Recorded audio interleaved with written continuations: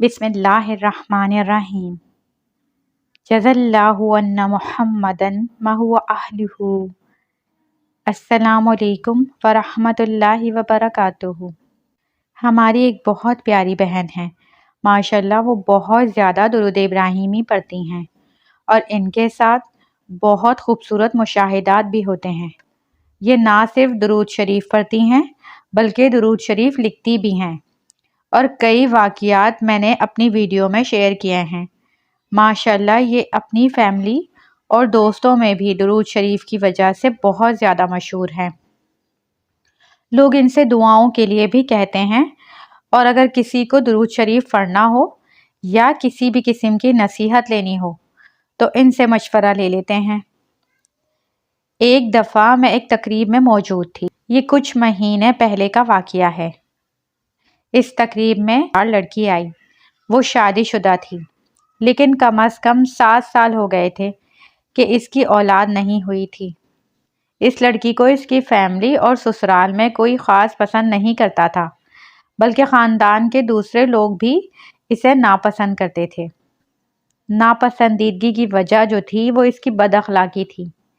वो लड़की मशहूर थी इस बात से कि वो छोटे बड़े का लिहाज नहीं करती थी। अगर कभी गुस्सा आता तो जो दिल में होता वो कह देती थी और ख़ुद भी वो यही कहती थी कि मुझसे अपना गुस्सा कंट्रोल नहीं होता।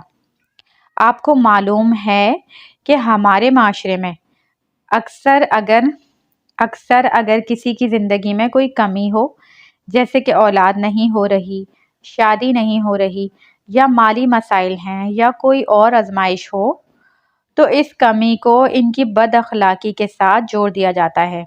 इसी तरह इस लड़की को भी बदज़बानी की वजह से ख़ानदान में कोई पसंद नहीं करता था। ये लड़की इन खातून के पास आई और कहा, मुझे बताएं कि मैं क्या करूं। मैं आपकी तरह बनना चाहती हूं। मुझे हर वक्त बहुत गुस्सा आता है और मैं इसे कंट्रोल नहीं कर पाती। खातून ने इस लड़की से कहा कि तुम दुरूद शरीफ पढ़ना शुरू कर दो।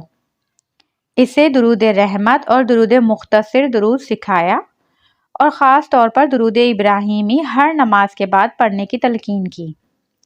साथ ही ये भी कहा कि दुरूद शरीफ को गिनना नहीं है बल्कि ये ज़बान पर रवानी से आता जाए, यानी कि उसकी तकरार करनी है, उसको कसरत से पढ़ना है, खुला पढ़ना है।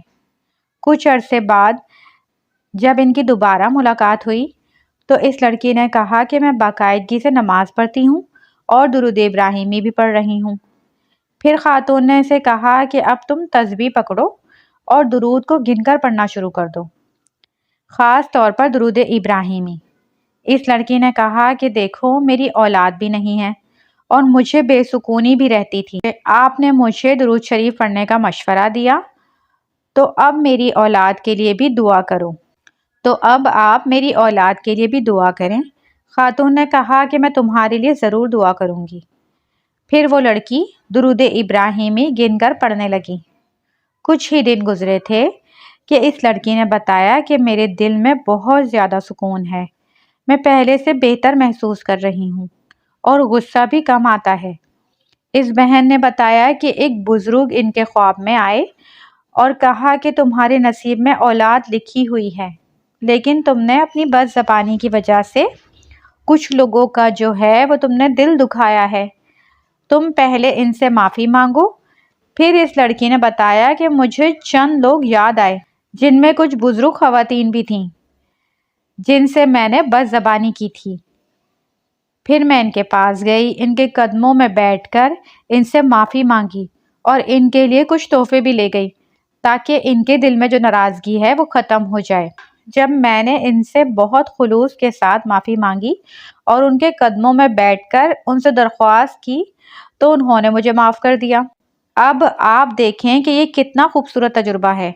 हर नमाज के बाद बाकायदगी से वो दुरूद इब्राहिमी पढ़ रही थी और माशाल्लाह 5 वक्त की नमाज भी पढ़ रही थी और इन्हें ख्वाब में गाइड किया गया कि इनकी गलती क्या थी और इन्हें माफ़ी मांगने का मौका भी मिला। ये एक बहुत खूबसूरत बात है कि किस तरह इनको गाइड किया गया और सिर्फ कुछ ही अरसे दुरूद शरीफ पढ़ते हुए ये वाक़या पेश आया। बाद में इस बहन ने बताया کہ اس لڑکی کی ایک چھوٹی سی سرجری تھی۔ سرجری سے پہلے وہ درود جتنا بھی پڑھتی تھی مجھے موبائل پر لکھ کر بھیج دیتی تھی۔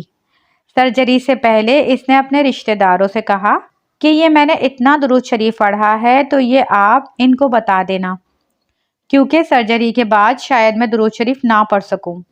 وہ کہتی ہے کہ جب اس کو سرجری کے لیے بے ہوش کیا گیا تو اس کی زبان پر مسلسل درود شریف تھا، سبحان اللہ، اور ساتھ ہی یہ بھی کہہ رہی تھی کہ میں نے اتنا درود شریف پڑھا ہے، یہ ان کو ضرور بتا دینا۔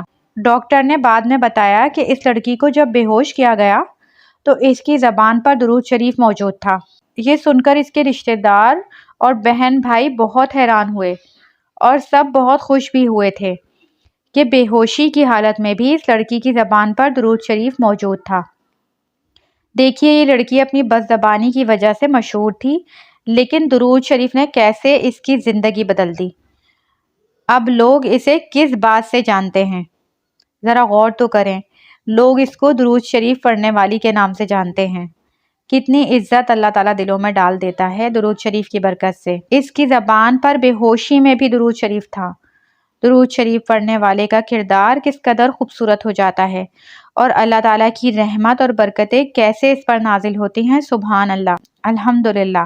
درود شریف پڑھنے والے لوگوں کے ارد گرد لوگوں کی زندگیوں میں بھی بہتری آتی ہے اور انہیں دوسروں سے بھی سکون ملتا ہے۔